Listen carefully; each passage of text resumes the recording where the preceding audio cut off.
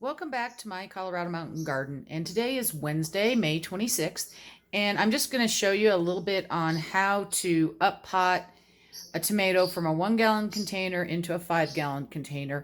And I use a similar method when I go from my solo cups into the 1 gallon. So what I do is I put a 1 gallon container in here, which is the same size as the tomato, and I'm going to be planting a better bush in here today. And you can see how it makes a hole. And I'm going to stop the video here and get my tomato plant out, and then I will show you the next step.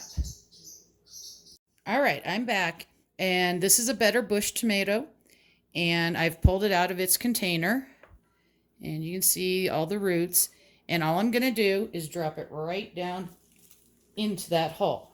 It's a perfect size hole. Some of the browning that you're seeing on the leaves is fine. That's just a little bit sunburnt. And eventually, as this tomato grows up, that leaf, that set of leaves will come off. But I'm going to let it go until after it gets over its transplant shock. Now, if you had a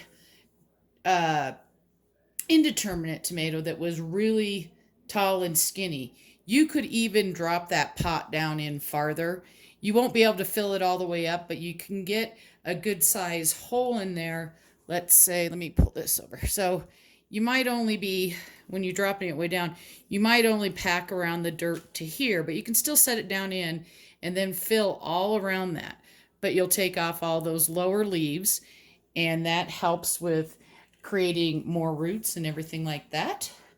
But that's kind of how I do it. Let's just turn it here again so you can see. And then I'll come back in and I'm going to fill this all the way up with soil. And then this goes back out into my greenhouse. Happy gardening.